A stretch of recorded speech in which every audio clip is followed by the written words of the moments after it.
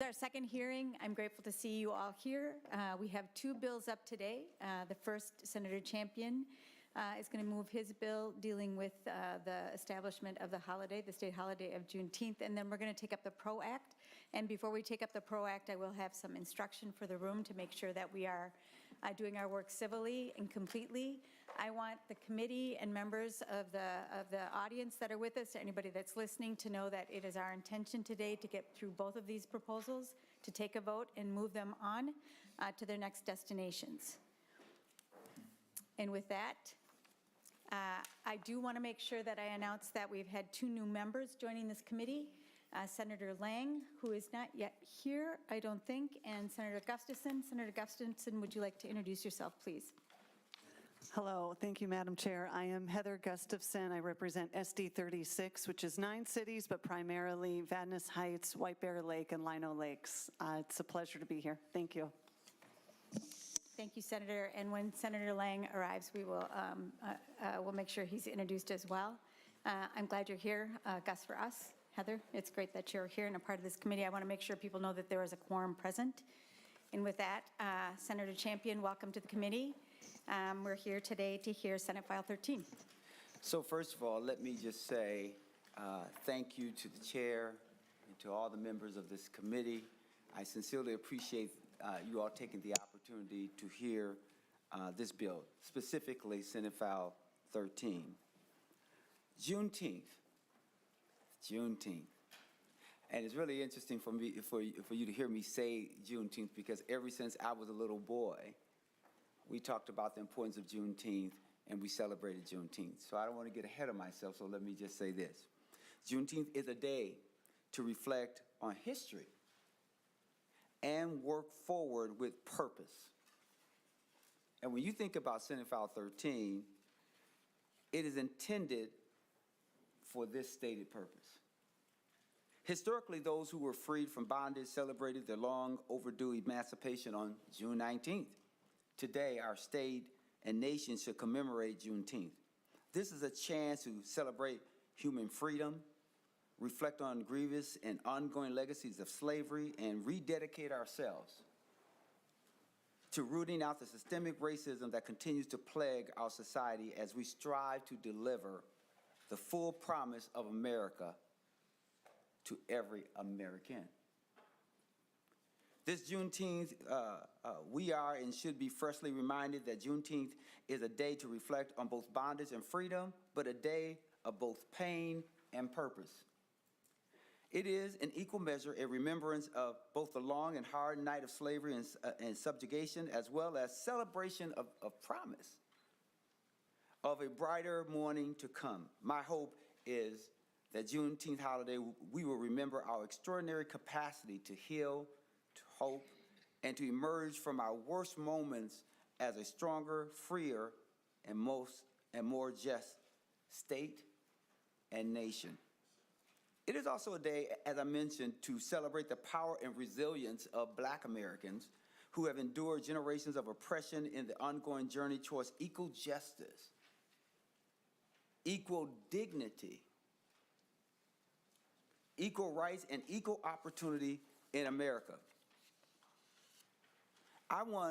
My dream for us this legislative session is I want the governor to sign bipartisan legislation establishing Juneteenth as our newest state holiday. And if we have to do it alone, then we have to do it alone. But it would be my hope that we have bipartisan support so that all Minnesotans can feel the power of this day, learn from our history, celebrate our progress, and recognize and engage in the work that continues. Great nations do not ignore their most painful moments, they face them. We grow stronger as a country and state when we honestly confront our past injustices, including the profound suffering and injustice wrought by slavery and generations of segregation and discrimination against Black Americans. To heal, we must remember.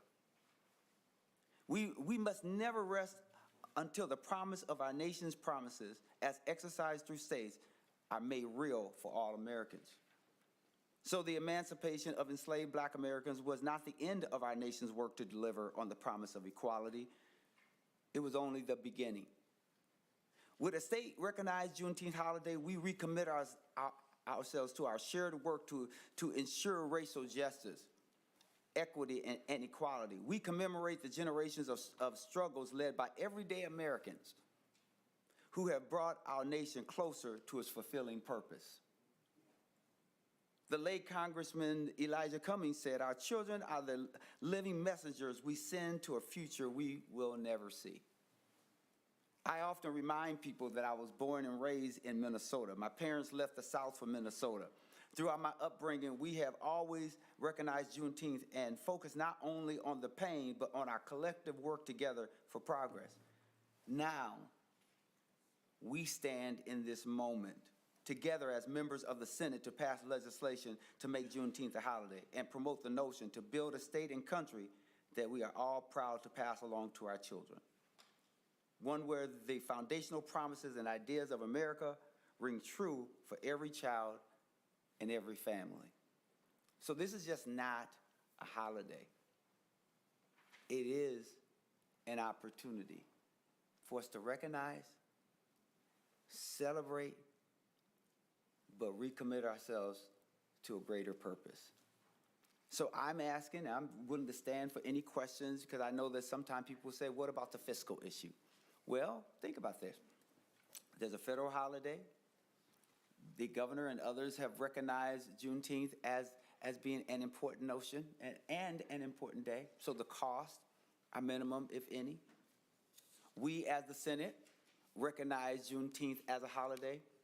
We said, hey, this is important enough that we're giving you time off. So we want the state to follow our lead because we are good leaders. At least I believe that. Now, there might be some in the back of me who don't believe that, but I believe that we are good leaders. And good leaders meet the moment. I quoted Martin Luther King yesterday when we were talking about driver's license for all, but it's also meaningful and important right here. Martin Luther King says that the ultimate measure of a man is not where he stands at the time of convenience and comfort, but it is where he stands at the time of challenge or controversy. That's how we're going to be measured. Did we meet the moment? So I'm asking you not to be thrown off by the fiscal cost, because it's minimum, not be thrown off by sometimes people are ashamed to look at a painful situation and they go, oh, no, I don't want to be reminded of that. You can either choose to be stuck in the pain or be catapulted into progress. I think we can do both, because we can both chew gum and walk at the same time. So it is for that reason I stand for any questions that you might have about Juneteenth, what we should do, not do. I'm here to answer any challenging questions. And notice, I'm sitting alone. But I'm not alone because I know that there are other people who support this as well. It sort of reminds me of that Verizon commercial where one person's up front, but then they got all the other people in back of them. That is both those folks who are here with us and those who are at home and work because they can't be, and I'm representing their interests as well. So thank you, Madam Chair, and I didn't mean to go on too long, but I wanted to make sure I could lay the context and groundwork why this bill is very important.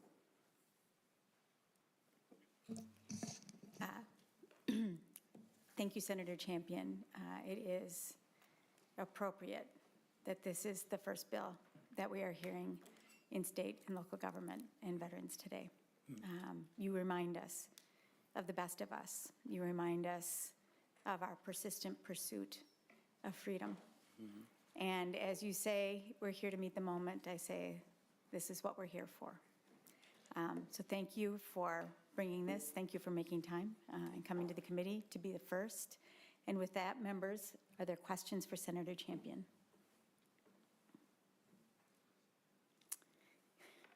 All right, Senator Anderson. Thank you, Madam Chair. Thank you, Senator Champion, for bringing the bill forward. You mentioned something about a fiscal cost to this, and I'm wondering, did you ask for a fiscal note on the bill? Madam Chair and Senator Senator Champion. Anderson, I did not ask for a fiscal cost on this bill because I recognize that it would be minimum now that we have a federal holiday and others are already, doing their part as well. So I don't have a fiscal note on it. Thank you, Senator Champion. Okay. Senator Anderson.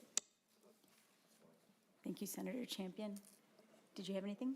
Yeah, Madam Chair, the there was not a fiscal note request because typically there's no cost associated with these bills. Oftentimes the holiday is already negotiated into state employee contracts, and the employees are already being paid, whether they're at work or whether they would be on a paid holiday. So from the state perspective, there's not a cost for that. Thank you, Mr. Erickson. Senator Fateh.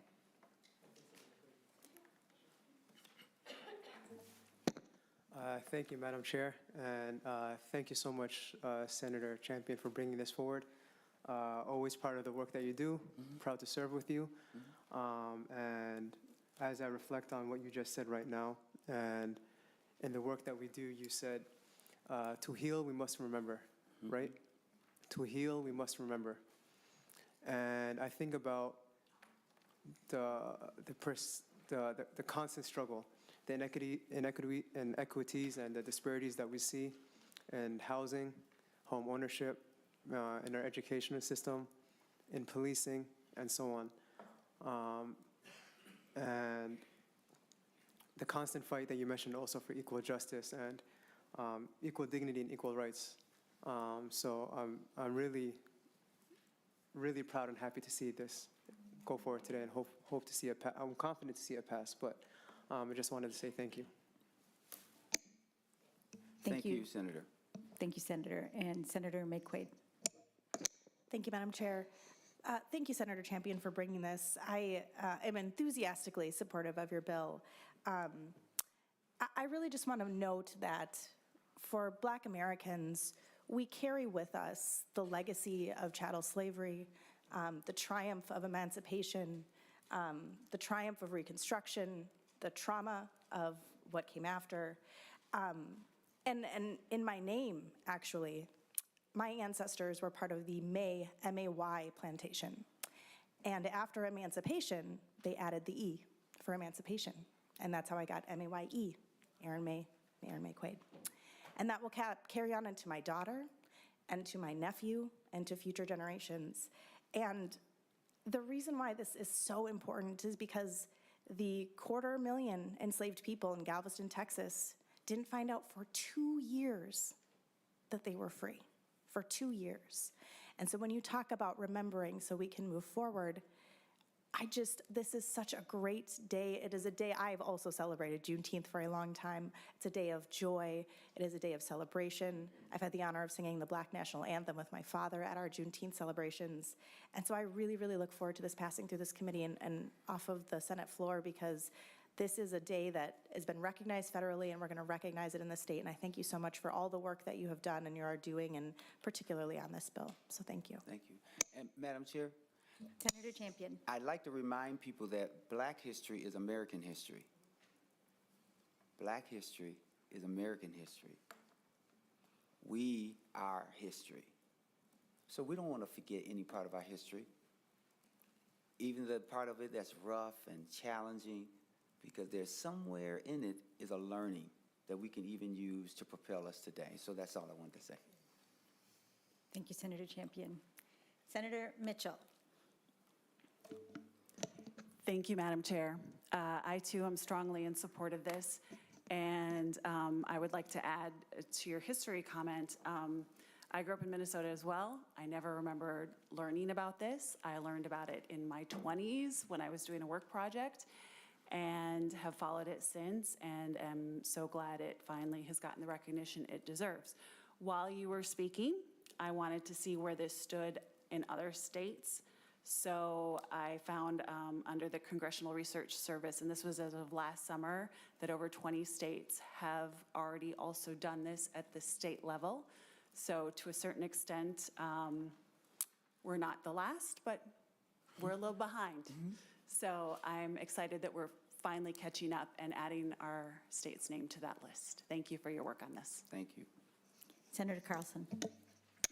Thank you, Madam Chair. And Senator Champion, I have to say that you said something that came close to what I wanted to say, and that was that you have Black history, you have American history, but all too often we have had Black history and white history that had a firewall. And, you know, and I'm sometimes get angry that I didn't know all of our history, the American history. And you know, as old as I am here on the committee, I didn't find out about the Tulsa Race Massacre until just recently. I didn't find out what Juneteenth meant until just recently. So, you know, the mere act of being able to recognize this as a holiday helps us understand more of the history of all of us, and it takes away that firewall. And I really thank you for promoting this and pushing it, and I really strongly support it. So thank you for bringing it. Thank you. Thank you, Senator. Senator Swedzinski. Thank you, Madam Chair. Thank you, Senator, for bringing this forward. Listening to you with your eloquent opening remarks about the importance of this holiday, it reminded me of on April 4th, 1968, one of the greatest speeches, I think, in American history on the evening of Martin Luther King's assassination. Robert F. Kennedy, who was running for president at that time, gave one of the most amazing 6-minute spontaneous speeches in American history. And the whole speech, he's got his prepared remarks in his hand like this because he's running for president. You know, as we know, he only had 2 months left to live, but he's trying to speak to a crowd, predominantly African Americans, and he had to announce to them, pre-cell phones, of course, that Martin Luther King had been assassinated. And if you ever get a chance to listen to those words so eloquently expressed that night, I think you'll be reminded of what Senator Champion said. And I wanted to look up, because towards the end of his speech, Robert F. Kennedy cites one of his favorite poets, and it's a Greek poet named Aeschylus, and what he said that night was, and even in our sleep, this is to the American people, and even in our sleep, pain which cannot forget falls drop by drop upon the heart, until in our own despair, against our will, comes wisdom through the awful grace of God. And those words rang true on April 4th, 1968, and I think they ring true today, and that's why we need to have June 19th become a holiday. My only regret is, and now I might bring this to education policy, maybe we need to extend the school year to June 20th so that we can teach the meaning of this important date. I might bring that up and see what the children think, but anyways, thank you, Senator Champion. Senator, what I will say, Madam Chair, is that, again, I do believe that it's American history. And it's not just about pain. It's about excitement, too. It's about progress, too. It's about looking back and being able to look forward. I don't want us to think that it's for a funeral. It's not for a funeral. It's a joyous celebration. And as you talked about Martin Luther King and that speech by Dick Kennedy on April 4th, I'm reminded of Martin Luther King's most eloquent speech on April 3rd, which was at a Church of God in Christ in Memphis, when he had his notes, and then he wasn't even going to go to the church that evening. His friend kept telling him, come to church, come to church. He's like, no, I'm too tired, no, I'm too tired. But somehow, you know how a friend can convince you to do something that you don't always want to do. And he went to the church, and he talked about getting to the mountaintop, right? And he said, I may not get there with you. See, that's the thing about when you do something. It is not just to benefit you, but it's to benefit those who you love and care about, so that in the future, they have an opportunity to live in a way that we only imagine. But we can count ourselves grateful for the opportunity to propel them to a place or space that they otherwise would not have gone. So, I'm sorry. Thank you, Senator Champion. Are there any other questions? Senator Drazkowski. Thank you, Madam Chair. I have to apologize. I stepped away. I think Senator Anderson had a question about the fiscal impact, and I know the response was very short. I didn't get the details of that. But could we review why, again, we don't have a fiscal note for something that lets 35,000 Minnesota employees off work for a day? Thank you, Senator Drazkowski, and I will turn again to Andrew Erickson, our fiscal analyst. Thank you, Madam Chair. For the fiscal note, there's no cost to the state because the employees are being paid for days of work regardless. So for a holiday, they're paid, they're just not at work. And then also in most cases, the labor contracts for the state already include Juneteenth as a paid holiday. So, thank you. Senator Drazkowski? Thank you. So, Madam Chair, I wonder, can we request an estimate if, of what the amount or the value of that labor is that the state of Minnesota is not getting for yet another day of holiday? I mean, we've got a pile of them in statute. I read here in this section of law.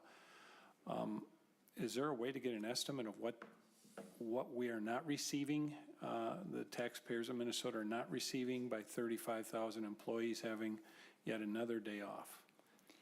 Madam Chair? Senator Champion. Senator, I thought I heard the fiscal person say that it's already negotiated in their contract, that it's already off and it's already being covered. So this adoption of Juneteenth as a state holiday does not negatively or fiscally impact that. It is a recognition as a state that we do believe this to be a very important date. But as it pertains to a fiscal note, if this particular chair wants to do so, we can certainly make sure that there's a fiscal note if we are going to the floor or if we're going to the Finance Committee. But I think the question around finances has already been addressed as best as I can understand.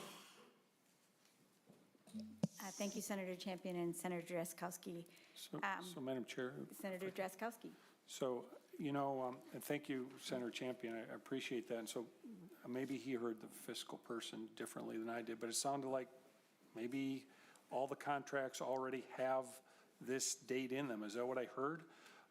And if so, members, we're putting this into law. So there would be no way to negotiate that out of a contract in the future or negotiate contracts differently.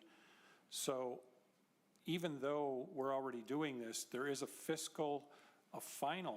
finality in fiscal impact to this that's gone.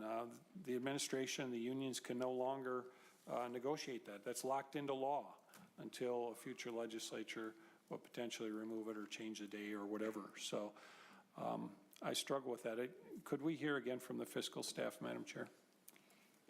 Yes, Senator Drazkowski, we can hear one more time from our fiscal analyst. Thank you. Thank you, Madam Chair. Senator Drazkowski, could I just hear the question one more time? I'm curious exactly what you're looking for. Yes, do all the contracts already have it? All the labor contracts of all the unions in the state of Minnesota already have this holiday, the day off for people on June 19th? Mr. Erickson. Yes, Madam Chair and Senator Drazkowski, that's my understanding, and I believe there's a memo in your packets from MMB that says that the state of Minnesota included Juneteenth as a holiday in employee contracts and plans. So that would be my understanding, Senator. Thank you, Mr. Erickson. Senator Drazkowski. Thank you, Senator Drazkowski. I appreciate your questions. And finally, Senator Gustafson. This is my first day. I don't know which mic I'm supposed to use. Maybe I'll just turn them both on, and here we go. Thank you, Madam Chair. I just wanted to say, I was going to just end very quickly and say that everybody spoke eloquently about the importance of it. I'm proud to be, this is my first day here, and to support Juneteenth. And I would also say that as a history teacher, I think this is a more accurate interpretation of the freedoms we enjoy in the United States, because we know that in the beginning, it wasn't for all of us. So I appreciate that this is coming forward. I don't think it's necessary for a fiscal note. I don't think you could put an amount or a value on how important this is. And I hear the resistance on why it should, that this will be in law. I'm proud to support this being in law. I think it's a good thing. And I just wanted to say that I support this, and I'm excited to vote for it.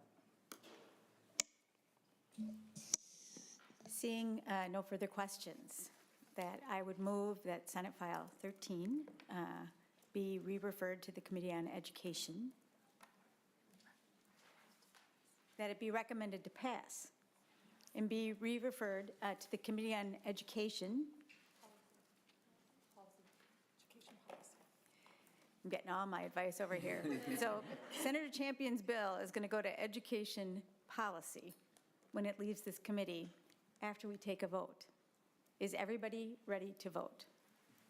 Then, with joyful fight, all those in favor, please say aye. Aye. And those opposed, no? No. Senator Champion, congratulations. Senate File 13 is on its way. This bill has been re-referred to the Committee on Education Policy. Thank you. Thanks. I know I want to applaud too, but we don't applaud in committee. So you'll have to, show some other version of your happiness. There you go. Thank you very, very much.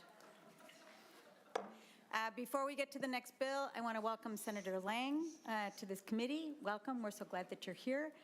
Would you like to introduce yourself, please? Thank you, Madam Chair. My name is Senator Andrew Lang. I'm from Southwest Minnesota, Senate District 16. I appreciate being added to the committee after my gripe on the floor a few weeks ago about veterans and the veterans aspect to this committee. That's largely probably why I'm here, and I appreciate that. I've been a military member myself for, over 2 decades now. I've been passionate about military affairs since I've been in the Senate, and, follow Senator Anderson's lead, Senator Drazdzinski, sorry. Looking over at him and saying your name. Too many skis. But There's not too many. But appreciate the ad. I've been active in outdoor committees and Veterans Affairs throughout my 7 years here in the Senate, so thank you. Welcome to the committee, and I hope that we can meet together at the Legion in Wilmer for a cold beer and some French fries. Or Olivia. Or Olivia. Welcome to the committee. Thank you very much, members. We're going to move to Senate File 1. This is a bill being carried by Senator Jennifer McEwen, who's chairing another committee right now. And in her place, her co-author, Senator Kelly Morrison, is going to be the author of note on this bill. So I'd like to call her up to the table, the testimony table. And I'd like to invite the people who are testifying with her. That would be Christy Hall, Commissioner Marion Green, and Emma Otto to come up to the table to join her. And then I want to make sure that people understand that this is a bill that is moving through the legislature. I know that it has strong emotions attached to it, which is why I said earlier we don't applaud in the committee. In order for us to do our work to reflect the civility and the importance of this issue, I'm going to work very hard to make sure that we stay focused and calm and respectful as we do this work, because that is the best way that we show Minnesotans that we're taking this issue incredibly seriously. I am grateful to see so many people here in the audience, and you are welcome to be here, of course, and to participate. But again, we do have some rules of decorum, and we're going to follow those today to make sure that we are facilitating our work, getting things done in the way that we need to get them done. This is the State and Local Government Committee, so we're going to be focusing specifically on one provision of the bill that talks about local units of government, and I know there are strong feelings about reproductive freedom and abortion. Those are not the topics that we're necessarily debating today, but instead the role of local government or not, as it pertains to people's access to and their rights to bodily autonomy and reproductive freedom. So I want to make sure that I am saying that at the start, that I'm warning everybody, reminding everybody, and asking everybody to focus your comments and your testimony on the issue before us. That will be true for committee members as well. If we have amendments, they should be drawn to that section if we have any amendments at all. All right. Then, Senator Morrison, would you like to move Senate File 1? Yes, Madam Chair, I'd like to move that Senate File 1 be referred to the Judiciary Committee. Be passed and referred to the Judiciary Committee. Thank you, Senator Morrison. Welcome to the committee, and I imagine you'd like to tell us a little bit about the bill. Thank you. Thank you, Madam Chair. Madam Chair, members, it is my honor to present Senate File 1, the Protect Reproductive Options Act, to the committee today in Senator McEwen's absence.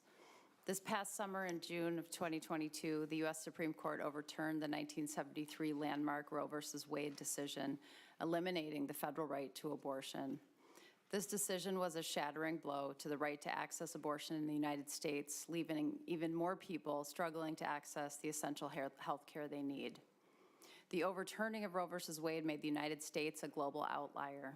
In the last 3 decades, countries across the world have acted to expand abortion access, but the United States uniquely is going backwards, taking away rights rather than expanding them. In Minnesota, we are fortunate.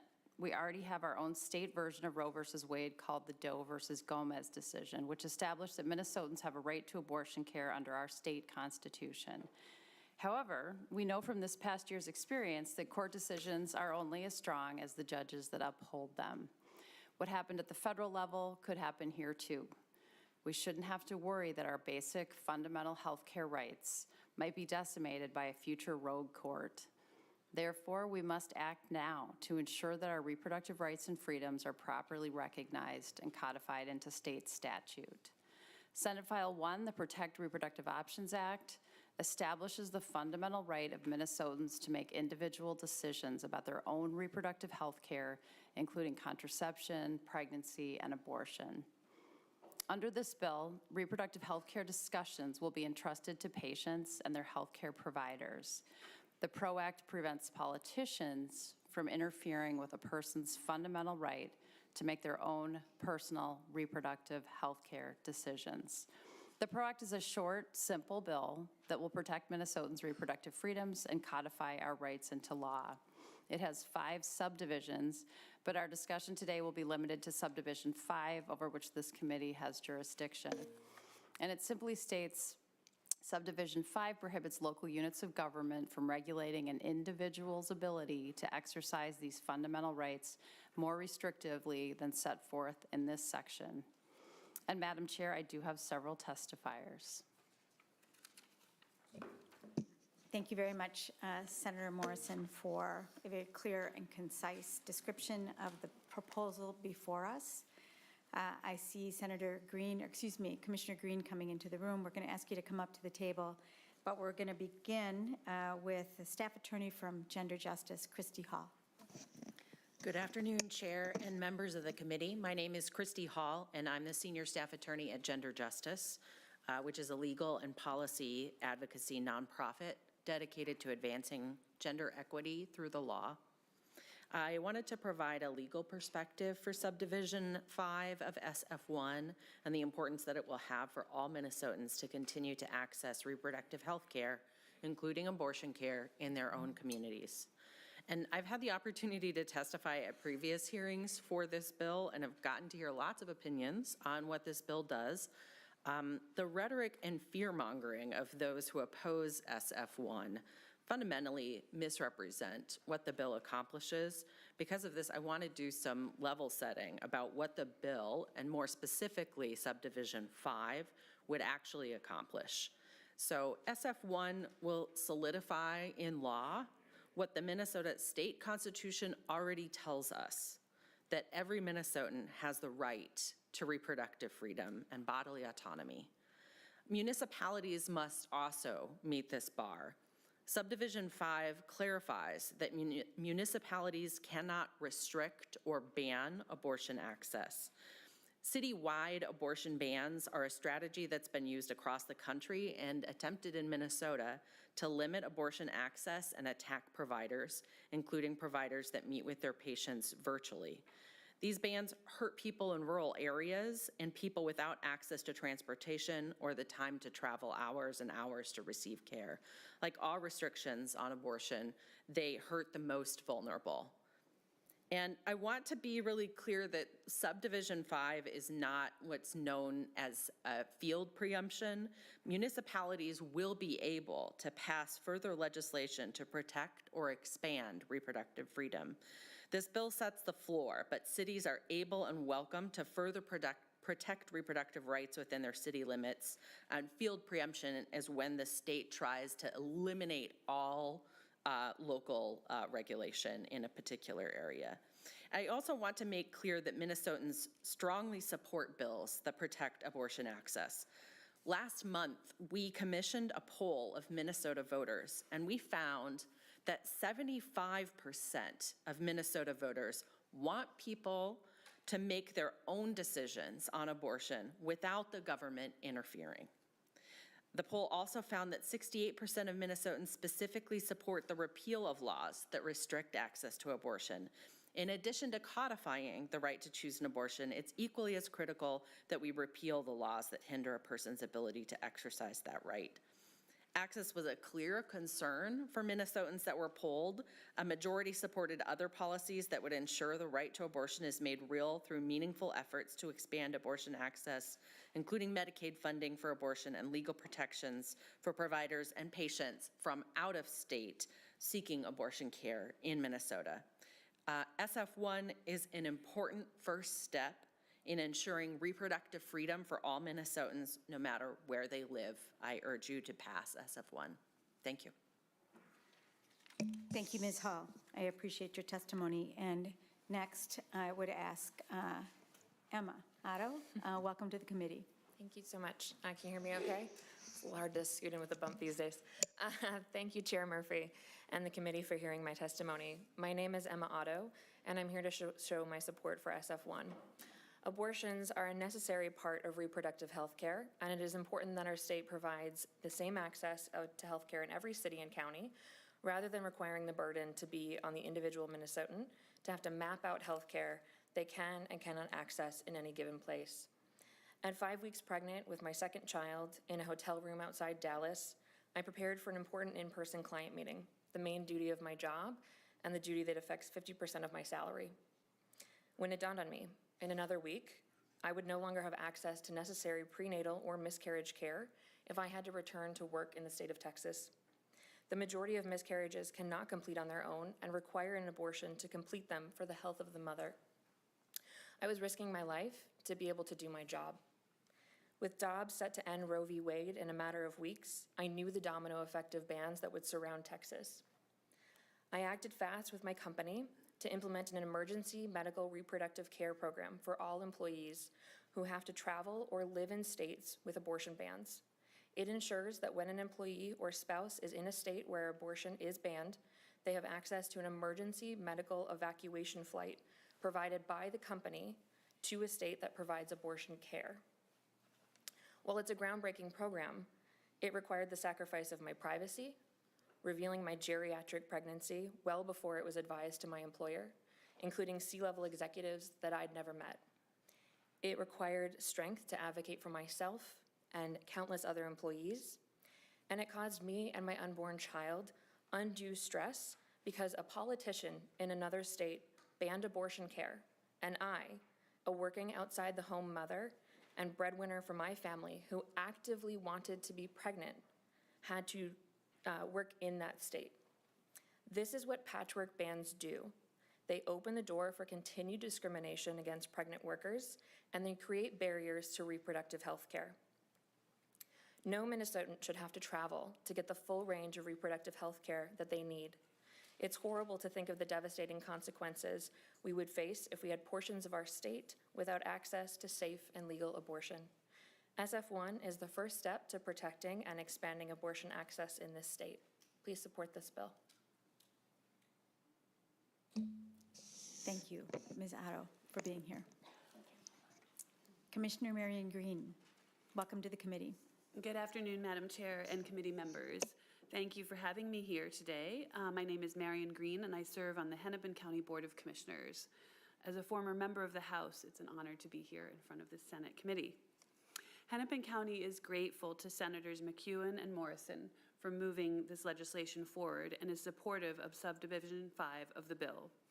The passage of SF1 and codification of abortion access in our state is critical to ensuring that all Minnesotans are able to exercise their fundamental right to reproductive freedom.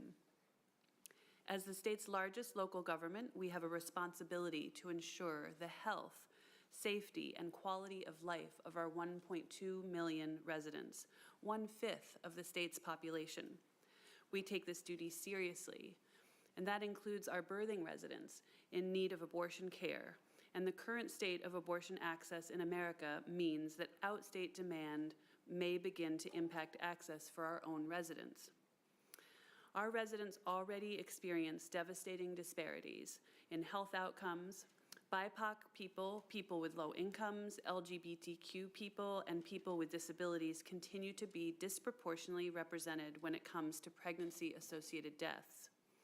A person's ability to access life-saving reproductive health care should never depend on that person's race, socioeconomic status, immigration status, or zip code. Our official position on this issue is to, quote, ensure reproductive health care services remain accessible and safe to any resident in need of this care while protecting the safety of those providing these legally supported services. While we at the county know that the best defenses against any kind of local action that would limit access to necessary reproductive health care is a clear explanation in state law that localities do not have the authority to restrict the provision of abortion care or otherwise limit abortion access, and in fact can further protect it. The PRO Act is a message loud and clear to the people of Minnesota that we stand with them and will do everything in our power to make sure that abortion remains accessible in our state. To make good on this promise, we have to ensure that all people, no matter where they live in this state, will benefit from that protection. Thank you. Thank you, Commissioner, for that clarity. I appreciate it. Thank you. Glad to be here. Senator Morrison, I hope you'll stay, obviously, as the author of the bill. What I'd like to do, committee members, we have 7 additional people who want to testify. I'd like to invite each of them up for 2 minutes of testimony. And then when we're through that, we can take questions for the bill author and any other action. We will be done today at 2:30. We will be voting for this bill and sending it on its way by that time. So I'm gonna be judicious about time. I do want to make sure that people get their time to testify. We're asking people to testify for 2 minutes, and then we will have time for questions, et cetera. Senator Anderson. Thank you, Madam Chair. I do have 2 amendments to the bill. Thank you for letting me know, Senator Anderson. I appreciate that. Will you have them distributed ahead of time, or are you going to wait and surprise us? Well, whenever you want to have them distributed, that's up to you. All right. I think that we should do the testimony first, if that's all right with you. All right. Thank you, Senator Anderson. Thanks for letting us know. All right. So first up, Senator Jaskowski. Thank you, Madam Chair. I've got an amendment as well. Thank you for letting us know. I appreciate that. All right. So first up, we have a testifier from the ACLU, Munira Mohammed. Hello to the Chair and members of the Senate. My name is Munira Mohammed. I am with the ACLU of Minnesota. That's the American Civil Liberties Union. The ACLU of Minnesota is a longstanding organization devoted to protecting our individual rights and liberties enshrined in our Constitution and our laws. Senate File 1 preempts local governments from interfering with an individual's fundamental right to reproductive health care and reproductive health care choices. This is allowed because local governments derive all their power from state law. Even home rule charters have to be in accordance with state law. The overturn of Roe v. Wade has caused a unique fracturing in policy where an individual's rights now depend on the state you live in. Having 50 states set different policies and fundamental rights is not an ideal situation, but it is the one we find ourselves in now. Subdivision 5 of the PRO Act will ensure uniformity and equal access across the state to reproductive health care. It should be noted that other states like Delaware and Colorado have also recently pushed back against local governments restricting abortion rights due to state law taking precedence. Seeing as local governments are subject to state law and we are in a situation where federal protections have been removed, uniformity and consistency should be the goals. The ACLU of Minnesota supports Senate File 1 so that every Minnesotan, regardless of zip code, can meaningfully access reproductive health care and exercise their fundamental right. Thank you to the Chair and members. Thank you very much for your testimony. And just so people know, Deb, you're coming up next. We're timing, and you may hear a timer. We want to make sure that 2 minutes is 2 minutes and that we're being very fair about that. So if you hear a timer go off, that means your time is up. Welcome to the committee.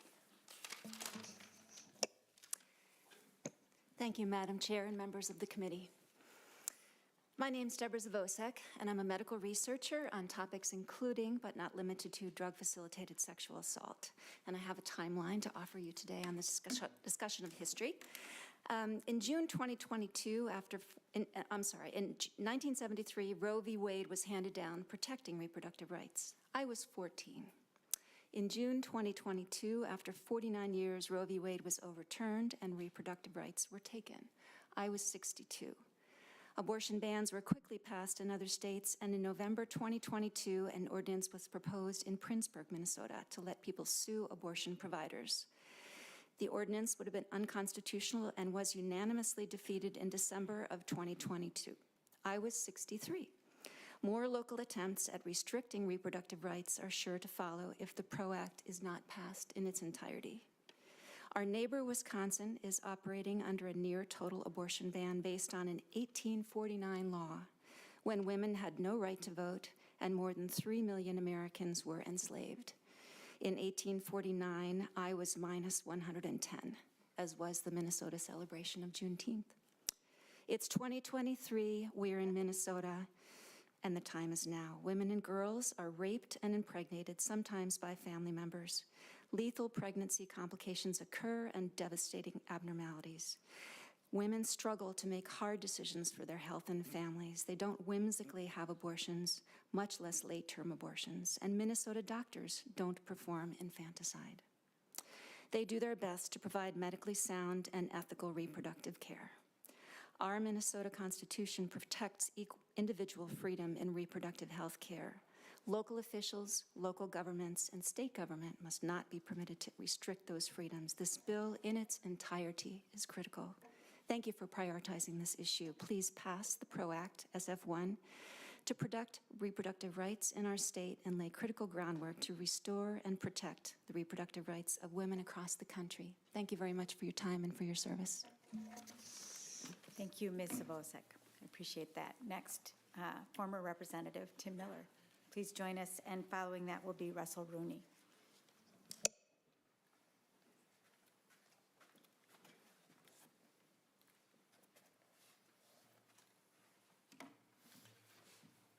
Thank you, Madam Chair and Welcome members. to the committee. Pardon me? Welcome to the committee. Oh, thank you very much, Madam Chair. And for the record, I'm Tim Miller. I'm Executive Director of Plan Action, a sister organization to Pro-Life Action Ministries. I've repeatedly heard in committees that after this election, this is the will of the people of Minnesota. And because of time constraints, I can't go into how that can be misleading based on the elections that we saw. But I think it's important to understand a couple points on that. If you look geographically, maybe not by population, but by geography, about 85% of Minnesota is pro-life. The Iron Range largely flipped to Republican side because of this issue. So to say that Minnesota, once they have this, is just not true, and it really is a one-size-fits-all. But as to the tenets of Section 5, members, there's problems with this. There are county and city clinics and hospitals. They're going to have to make tough decisions based off of this. There's building code questions. Local school districts having no voice on abortion will have vans coming to their parking lot. Over in the House, they said this just simply isn't true under this bill. I disagree, but if you disagree on this bill, over in the House we heard HF 91, which will make all of that absolutely true at the local level. This state and these two bodies have consistently said local control is a top priority, and now suddenly we're just excusing it off because it's something that people don't like in the majority. I have one final thing to say, and when I close, I've also repeatedly heard that this is a fundamental right. Members, in our founding documents of this nation, our fundamental right is to life, not to abortion. I'm tired of people saying that there is a fundamental right here when it's written nowhere in our founding documents. Thank you, Madam Chair. Thank you for your testimony, Mr. Miller. Appreciate it. Mr. Rooney. And following Mr. Rooney will be Rebecca Messall.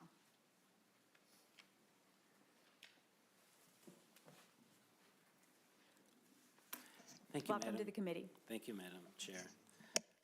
I'm on the Advisory Board of Life Legal Minnesota and against Senate File 1. Our government was founded on the principle of the people, by the people, and for the people. When we were under British rule, the government could use your house for their troops. Local governments were helpless in stopping this overreach. Senate File 1 is a different type of authoritarian control.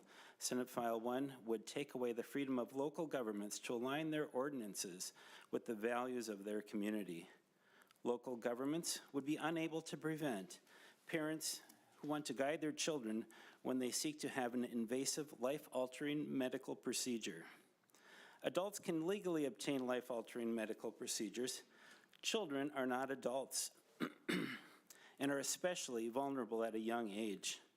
SF1 has no provision for parents and local governments to protect children from school media pressure that may lead to sterilizations and abortions. Out of respect for local governments, I hope Minnesota will never pass a law that guarantees sex trafficking and prevents local governments from passing ordinances against trafficking in their community.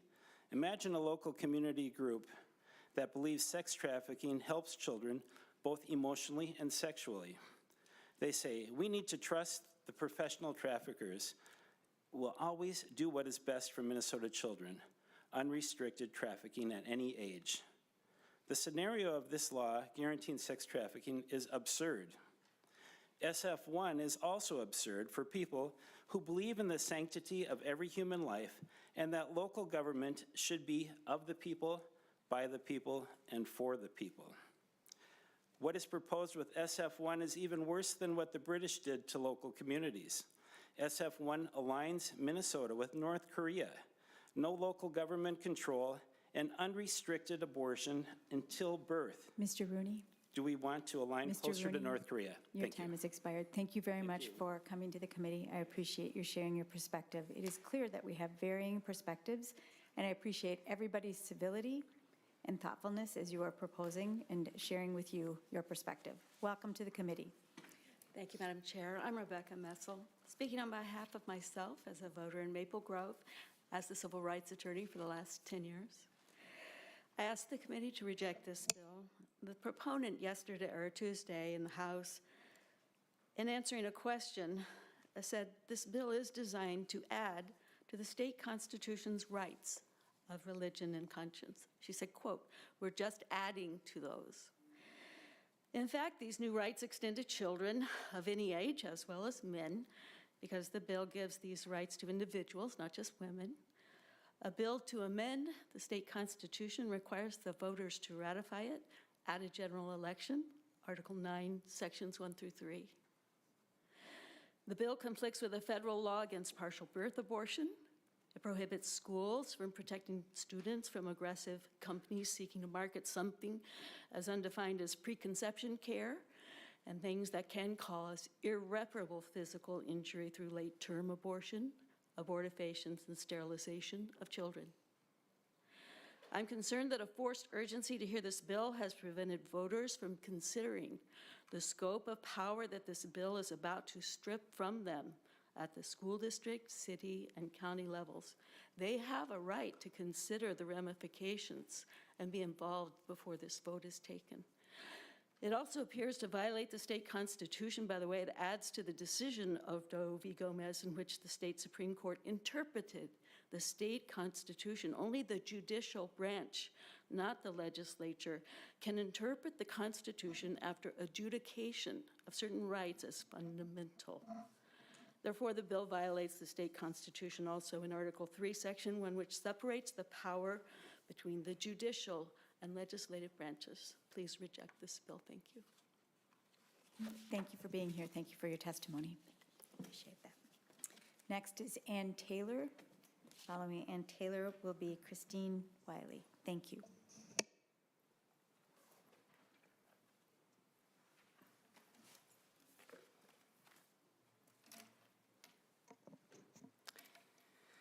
Thank you, Madam Chair and committee. Reflecting on America's political development, Tocqueville commented that in America, it may be said that the township was organized before the county before the state, and the state before the union. Ms. Taylor? Yes. Could you please identify yourself for the Oh, record? I'm so sorry sorry. to interrupt. Ann Taylor. Thank you. Thank you. I'll begin again. I'll just continue here. America's earliest political associations were forged at a local level. As a consequence, they organized and largely governed their day-to-day lives independently and locally. Subdivision 5 eliminates our historical and constitutional right to self-govern. I'm here to say local wills of the government should not be limited. Our basic form of federalism dictates this, especially when you shut down expressions at our smallest form of community government. That is a dictatorship. Freedom of dissent should be cherished, and especially in this case when obviously there is a lot of dissent, we need local involvement. As you can see by the testimony, there is a lot of controversy to this bill. In the last week, I witnessed committee proposed amendments multiple times in both the House and the Senate that were voted down. Obviously, ideology over bipartisanship. Women deserve better than abortion, and this legislation fails women. I know because I'm post-abort twice myself. I was denied the right to view my ultrasound at Planned Parenthood just moments before the abortion took place. The second abortion was performed at a hospital here in Minneapolis by my OBGYN. The ultrasound was never made part of my medical record. I'm not alone. There are thousands and thousands of us, and I promise I'm finishing. Please, Ms. Taylor. There is this ideology. We have an ideology. Moral integrity, we have common sense, which we're all intrinsically born with. I beg you to have some common sense with your conscience instead of your ideology. Thank you for your testimony, Ms. Taylor. Thank you. And for recognizing the value of dissent in a democracy. Thank you. You're welcome. Madam Chair, may I add just one short piece, if it's at all possible? I promise. Ms. Taylor, I'm asking everybody to adhere to the 2 minutes, and I you've just had wanted more than to, your if share. I could, Ms. if I Taylor. may, quickly refer to the gentleman, the senator that spoke earlier. I just think about the Ms. Taylor. lives lost, Ms. Taylor. the minorities lost, Ms. Taylor, I'm so grateful that you're that here. are but it is targeted through important- Ms. abortion. Taylor, The minorities are Ms. targeted. Taylor. Thank you. Thank you. And last, Ms. Wiley, please welcome to the committee. Please join us. Thank you, Madam Chair, members of the committee, and honorable distinguished guests here today. My name is Christine Wheely, Subdivision 5, Fundamental Rights, Government Restrictions. I do believe that the government should place restrictions on bills such as SF1. In fact, it is your responsibility to uphold the law. When a bill is being created that is in direct violation of community standards of decency, promotes licentiousness and morality, you are to uphold the First Amendment Establishment Clause and the oath that you took pursuant to Article 6 that states that government actors will not entangle themselves with any religion for the sole purposes of remaining neutral. In a case called Torcazo versus Watkins, is upheld by the United States Supreme Court. They found that human secularism is a religion. Secular humanists believe that abortion is not immoral, abortion is not murder, and that life does not begin at conception. These are a set of unproven faith-based assumptions and naked assertions that explicitly link convenience abortions to the religion of secular humanism.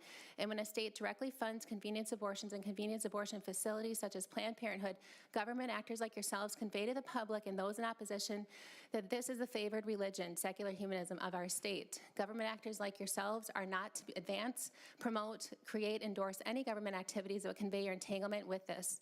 SF1, Subdivision 5, not allowing for any government restrictions is in direct violation of the oaths that you have taken, the United States Constitution, the First Amendment Establishment Clause, the 10th Amendment, Article 6, and it is also putting taxpayers like myself and others in opposition of this bill in direct violation by default because their conscience is being violated and a government does need to have some restrictions.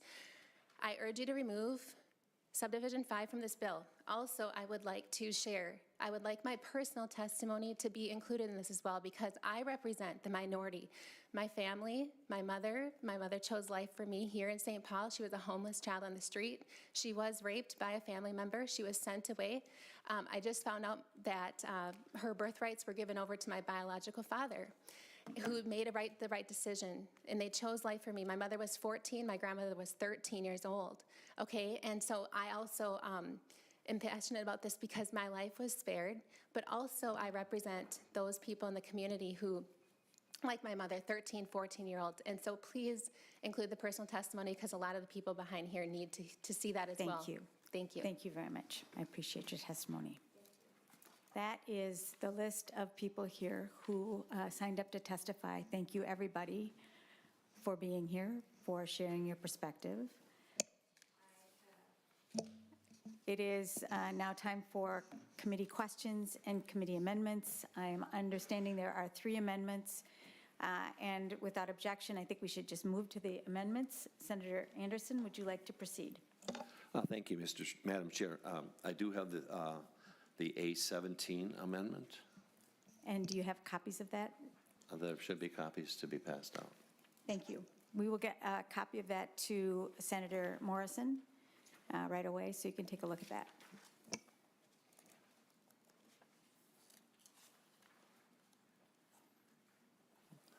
Madam Chair, I'd just like to thank Ms. Joan White for putting these amendments together for me.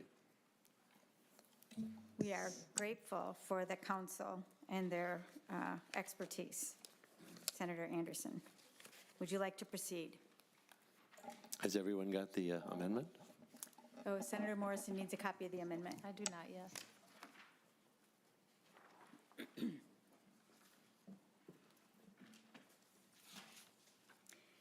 As it's being distributed, I want to let people know that in your packets there is a letter of support for Senate File 1 from the Attorney General, Keith Ellison. He was not able to be here today.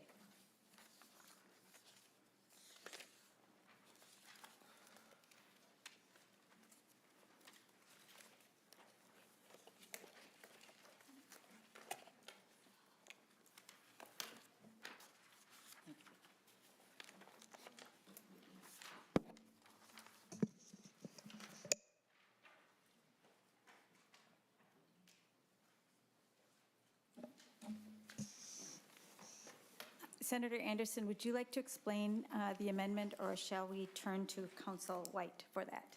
Well, maybe the council can give us a brief background. Ms. White? Madam Chair and members, this amendment A17 on page 2, line 1, deletes the word not. So it changes it to a local unit of government may regulate an individual's ability to freely exercise the fundamental rights set forth in this section in a manner that is more restrictive than that set forth in this section. In addition, Madam Chair, if I could do one oral amendment on page 2, line 1. Please proceed. Delete the word limitation. So the head note of the subdivision would be local unit of government. Thank you, Council White. Senator Anderson. Thank you, Madam Chair. Madam Chair, as was testified by several of our testifiers, that they are concerned about the fact of local control being taken away from their oversight. I was just with several legislators and senators the end of December, basically crying out to us to stop mandating things on local government, their county commissioners, and along with their staffs. So this is kind of a preliminary, not preliminary, but a issue of basically giving our local governments the opportunity to make their own decisions and not to have the state mandating this too. And why shouldn't they have local control? I mean, it seems like the state always steps in to go after them with some other mandate, and they keep coming back to us saying, why are you doing this too? So that's the big thing that I was concerned about as I read the bill before committee, that these local units of government, whether they're township or counties, we as state government are mandating things on them that they appreciate. And Madam Chair, I would like a roll call on this amendment. A roll call has been requested, and a roll call will be granted. Senator Morrison. Thank you, Madam Chair, and thank you, Senator Anderson. I guess I would just say that this is not a mandate. It actually provides clarity to local governments and protects them probably from costly lawsuits and unnecessary controversy. So I would recommend a no vote on this amendment. Are there other questions regarding the amendment? Senator Drazkowski. Thank you, Madam Chair. I guess I would differ with Senator Morrison. I don't see anywhere there's any protection or any government protection to the local units of government. This is just, the language in the bill simply tells local governments they, quote, may not regulate. That's what the bill says is written. So as a matter of fact, Senator Anderson's amendment will remove that direction and allow local governments to make their decisions. And so I concur with Senator Anderson's interpretation of the amendment if it was enacted into the bill. Thank you, Senator Drazkowski. Senator McQuaid. I'm pulling the Senator Gustafson over here and doing two microphones. Thank you, Madam Chair. I would like to be really, really clear about one thing. The Minnesota Constitution provides every Minnesotan the fundamental right to have an abortion, not have an abortion, or decide to have an abortion, or decide to not have an abortion without government interference. It is a fundamental right, much like our right to free speech, the right of religion, freedom of and from religion, fundamental rights, right? And so we already cannot, in local units of government, restrict fundamental rights more than the state does.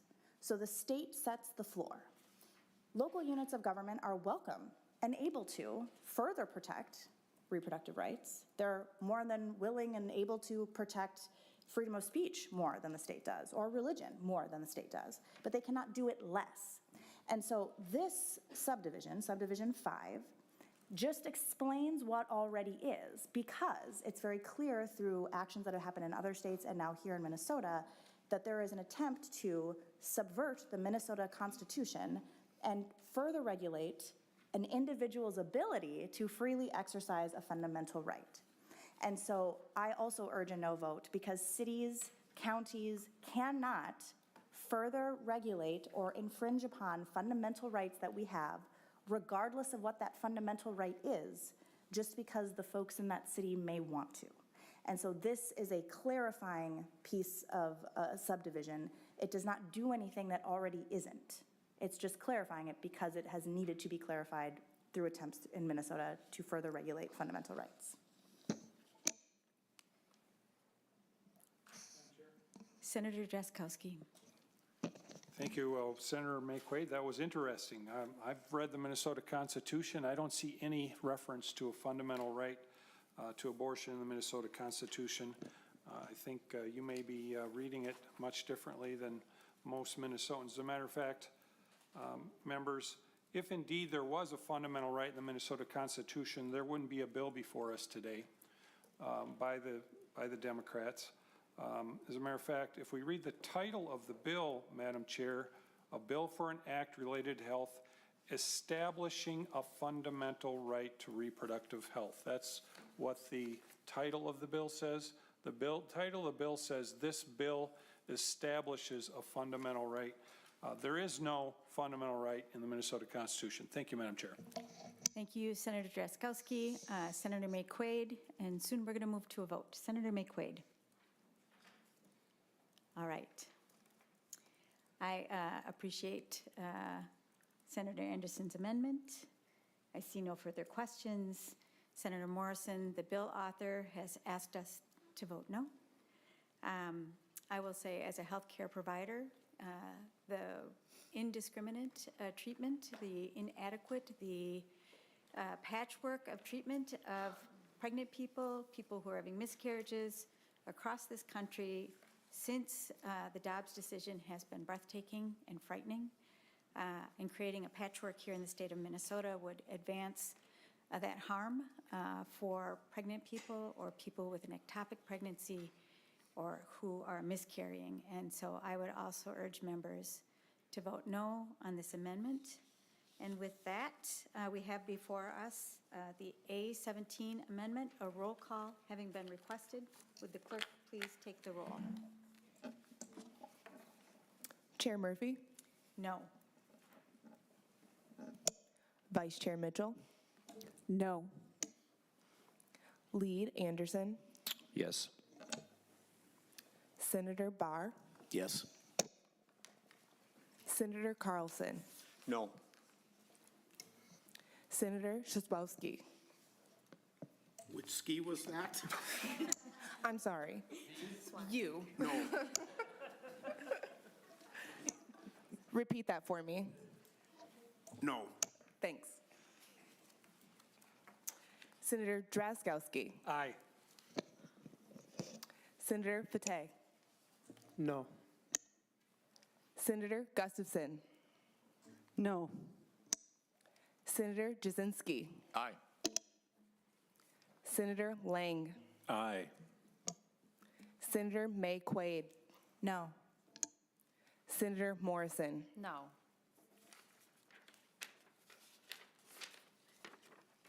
Eight noes, or excuse me, 8 yeses. Oh, I'm so sorry. Excuse me.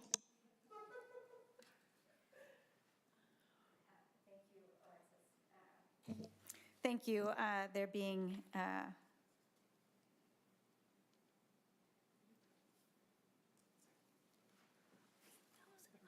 yeah, I believe that there are 5 yeses and 8 noes, and therefore the amendment is not adopted.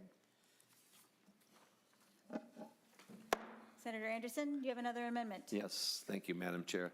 Well, since we don't agree on the fact that the word "not" should be taken out, I suggest that we take up the A18 and the gist of that. Maybe Ms. White can give us some background. And if we could pass that out, I appreciate it. We'll have the pages distribute the amendment as swiftly as possible. Thank you for getting it to Senator Morrison, and I'd like a copy as well. And while that is being distributed, if Ms. White, if Council White could explain to us the amendment so we can have it before us, the A18, please. Madam Chair and members, the A18 amendment deletes subdivision 5, which is the local unit of government limitation subdivision. Senator Anderson, do you have anything that you want to add in addition to the testimony you've already given on this provision? Well, Madam Chair, I just think that this is not a necessary need in the bill that's being provided here. I think testimony's already been given regarding the word "not" being allowed or being allowed, whichever, and we've heard a lot of testimony on the issue of subdivision 5. So, Madam Chair, I just think that we would appreciate a yes vote on deleting subdivision 5 in the bill. Thank you. Thank you. Senator Anderson, Madam Chair, could I get a roll call? a roll call has been requested. A roll call is granted on the A18 amendment. Senator Morrison. Thank you, Madam Chair, and thank you, Senator Anderson. You know, I would recommend a no vote on this amendment, and the reason is because I think it's important that we be explicit in law. The anti-abortion movement has really created a new landscape in our country. Even before Roe versus Wade was overturned, anti-abortion extremists were passing ordinances in states that aim to ban abortion. This has created fear and confusion for both patients and providers. We really can't let that happen in our state. So I think it's important that it's stated explicitly, so I would recommend a no vote on this amendment. Thank you, Senator Morrison. Are there questions? Seeing no questions, Senator Madam Chair. Anderson? Senator Well, Anderson. I just would go back and say that the closest thing to local government, the closest thing to the people are the local units of government, which is our townships, which is our subcommittees within the townships and those people that are in the county government and those subcommittees that are the reaching out by commissioners, and that is very important. And when, when we can't allow them to have a say in what happens and the way things take place in their communities, it's I think a crime, because we're limiting, we're leaving out those voices that we need to have. As legislators represent these areas, we have opportunity to meet with these local groups, these local units of government. And I just think it's time that we allow them to have that wherewithal to hear the voices of the local constituents and make their decisions based on that. Thank you. Thank you, Senator Anderson. I appreciate that. And as Senator Morrison has described earlier, that by making sure that we are in state law stating what we believe are the fundamental rights, what we know to be the fundamental rights regarding reproductive freedom is a floor for the state of Minnesota that we need to build upon, and allowing local units of government to reduce or strip the rights, the fundamental rights, reproductive rights of people would be a miscarriage of justice. And with that, we can call for the roll on the A18 amendment. Chair Murphy?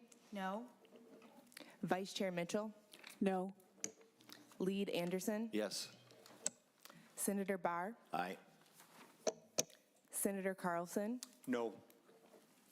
Senator Swadzinski? No. Senator Drazkowski? Aye. Senator Fateh? No. Senator Gustafson? No.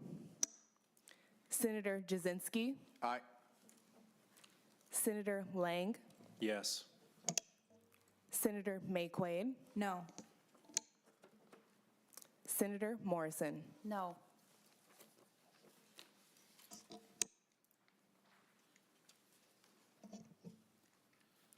There being 8 noes and 5 yeses, the amendment is not adopted. Senator Jaskowski, your Thank you. amendment, please. Thank you, Madam Chair. I've got the 820 amendment, and I believe it'll be passed around. Thank you, Senator Jaskowski. I appreciate that. We'll make sure we get this to people. Madam Chair, Senator Anderson. could you read the last count that was on the tally of the voters of the Senate committee? There were 8 noes and 5 yeses. Thank you. I had it different, so I appreciate I it. was hoping for better numbers. All right. Before us, we have the A20 amendment. Senator Jaskowski. Thank you, Madam Chair. I think as we look at this bill, it attempts to bring forward a top-down approach across the state that fails to respect the differences that we see in different parts of our state. We have very diverse state members, from Minneapolis to Worthington to Caledonia to Silver Bay to Baudette, and everything in between. We have lots of differences, not only on this issue, but many, many issues, but especially, members, this issue. In my rural communities, contrasted to St. Paul or Minneapolis, we have multiple Senate districts in both of those two cities. The difference couldn't be bigger in terms of people's belief around this issue. For us to have a bill that doesn't respect the diversity of our state doesn't reflect well on us.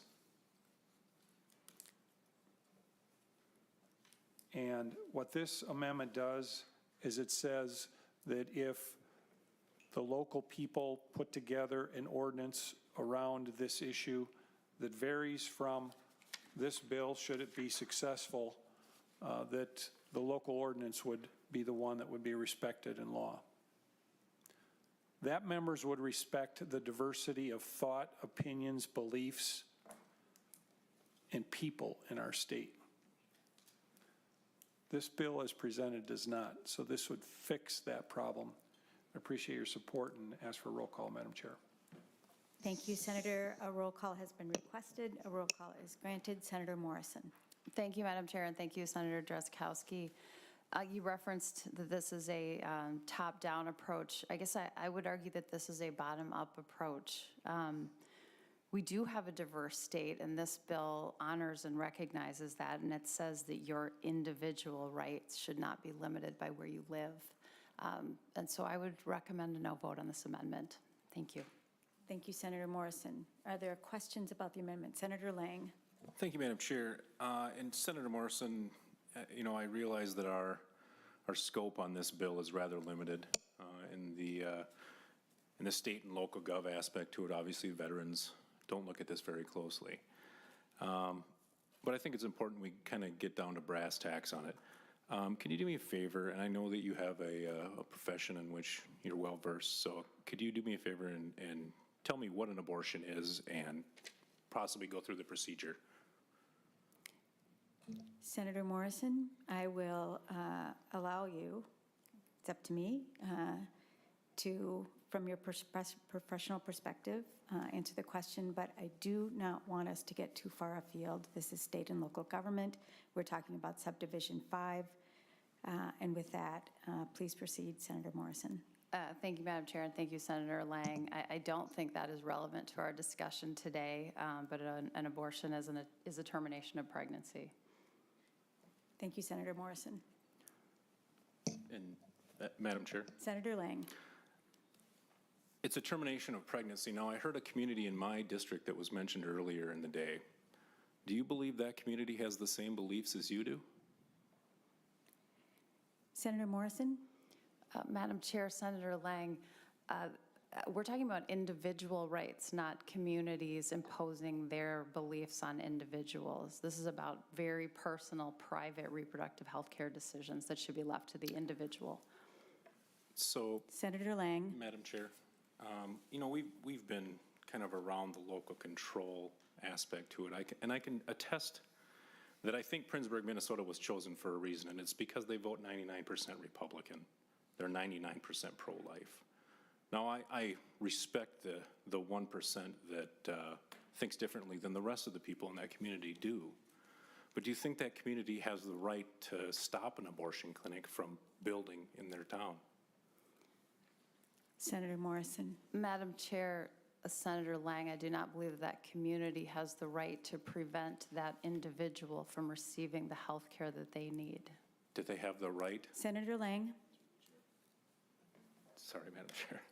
Do they have the right to put an ordinance up so they do not build an abortion clinic in a town that views it that heavily?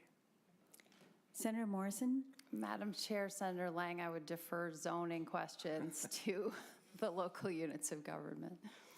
Thank you, Senator Lang. Thank you, Madam Chair. And I think I'm going down this rabbit hole because I think we are doing something unilaterally that presses opinions upon our local state and our local, largely rural areas that, for the most part, don't believe that what you believe. They don't believe this is a fundamental right. They believe that the fetus and the baby are a fundamental right to life as well. So I think this is a mistake, this bill in general, the path it's following. I'm going to be voting no on everything. I'm going to be voting yes on Senator Drazkowski's amendment. Thank you, Madam Chair. I appreciate that, Senator Lang. I understand and appreciate the strong feelings. Princeburg took up this issue and they set it aside largely because they were warned that it was not constitutional. That was the city elected officials. And you say 99% of people in Princeburg would support that and 1% not. As a registered nurse, as a politician, but as a registered nurse, that 1%, that person has the ability and the right wherever they live to make this decision for themselves. This is not about a local government. This is about an individual and their ability to make a choice for themselves. And so if the 99% of people in Princeburg do not want to have an abortion. They won't. But for that 1%, that one person, if that's their choice, the standard of care should be the same across the state of Minnesota, and they should have access to safe and legal care.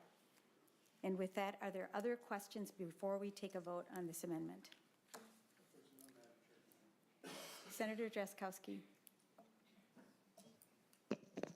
Thank you, Madam Chair, and I appreciate your discussion on the amendment, but the reality is this amendment looks at the ability for municipalities to do different things, not the individuals within them. It doesn't limit them to do whatever they want to do, wherever they want to go in the state or a neighboring state or a neighboring country. It doesn't affect that at all. What it does is it affects the policy in the local municipality. We have a huge diversity throughout Minnesota, and this bill, the way it's written, stomps all over it. We need to adopt this amendment to respect that diversity. Thank you, Madam Chair. Are there other questions before we come to a vote? Senator McQuaid? Thank you, Madam Chair. I want to be respectful of the time, and so I was looking to you to say, do we have time? I want to be, I know it's 2:31. I want to be really, really mindful of the fact that 1 in 4 people with uteruses are going to have an abortion in their lifetime. They have them from all over the state, from all different kinds of backgrounds, from all different kinds of faiths. And Senator Drazkowski, we agree very, very much that people have differing beliefs and differing opinions about abortion, about growing their family, about starting their family, about having children, not having children, having more children. What this bill does is make sure that every single person's belief about what they do with their family, with their bodies, with their lives, is able to be honored. What your amendment is trying to do is to make sure that places where people who are in power might disagree with some of the decisions and beliefs that individual Minnesotans have, that they get to impose their beliefs on others. And that is what we're trying to prevent with subdivision 5, is that we don't want it to be ambiguous, that local units of government have the ability to restrict people's ability to access reproductive health care. And let's be honest, the ordinance wasn't to restrict people's access to health care. It was to allow private citizens to sue one another for tens of thousands of dollars for providing care and charge them with felonies for providing it, right? So it's pitting Minnesotan against Minnesotan. And so I really want to just make it clear that there are very diverse beliefs all across the state. But if we let people in power say, you have to do this when you are pregnant, you have to have an abortion, you have to remain pregnant. When you have an abortion, here's the kind of abortion you must have at this point in pregnancy, at this point in your life, when you have this number of children, when you don't have this number of children. That is what we are weighting down when we let people in power, whether it's the state government, the federal government, or local units of government say, because I believe this, now you all have to do that. We are trying to get out of people's business. We are trying to make sure that the individual beliefs of Minnesotans are honored so that they can make personal decisions about their lives and their families. And so I also urge a no vote, but I just want us to be mindful that 1/4 of people with reproductive age are going to have abortions. They live in every single one of your communities, whether it's the 99% of people who are pro-life. Most people identify themselves as pro-life and pro-choice, or they identify themselves as pro-choice or neither. People have abortions. 1/4 of people with uteruses are going to have abortions in their lifetime. So we need to be mindful that when we talk about these folks, they're in this room, they're in our communities, and we need to make sure that their beliefs and their values are respected and able to exercise their healthcare decisions. Thank you, Madam Chair. Thank you, Senator McQuaid. Senator Drazkowski has moved the A20 amendment. A roll call has been requested. Would the clerk take the roll? Chair Murphy. No. Vice Chair Mitchell. No. Lead Anderson. Yes. Senator Barr. Aye. Senator Carlson. No. Senator Swazinski. No. Senator Drazkowski. Aye. Senator Fateh. No. Senator Gustafson. No. Senator Jasinski. Aye. Senator Lang. Aye. Senator May Quaid. No. Senator Morrison. No. Thank you. There being 8 noes and 5 ayes, the A20 amendment is not adopted. Members, we have before us Senate File 1. Are there further amendments? Senator Drazkowski, give me the finger. Thank you, Madam Chair. I'm just curious if we have a roll call on this yet or not. I yield to Senator Anderson. Madam Chair, I would ask for a roll call on the bill. Thank you, Senator Anderson. A roll call has been requested. A roll call is granted. Are there other comments before we take action on this bill? I appreciate, again, everybody's patience and their civility. I also want to say thank you to the sergeants who are here. I appreciate your presence, but mostly to everybody. I know this is a challenging issue for some, and I appreciate everybody's patience and civility, which is often in short supply these days. So before us, we have Senate File 1, which I would move to be re-referred to the the Committee on Judiciary. A roll call has been requested. Would the clerk please take the roll? Chair Murphy. Yes. Vice Chair Mitchell. Yes. Lead Anderson. No. Senator Barr. Nope. Senator Carlson. Yes. Senator Swazinski. Yes. Senator Drazkowski. No. Senator Fateh. Yes. Senator Gustafson. Yes. Senator Jasinski. Sorry, Madam Chair, no. Senator Lang. No. Senator May Quaid. Yes. Senator Morrison. Yes.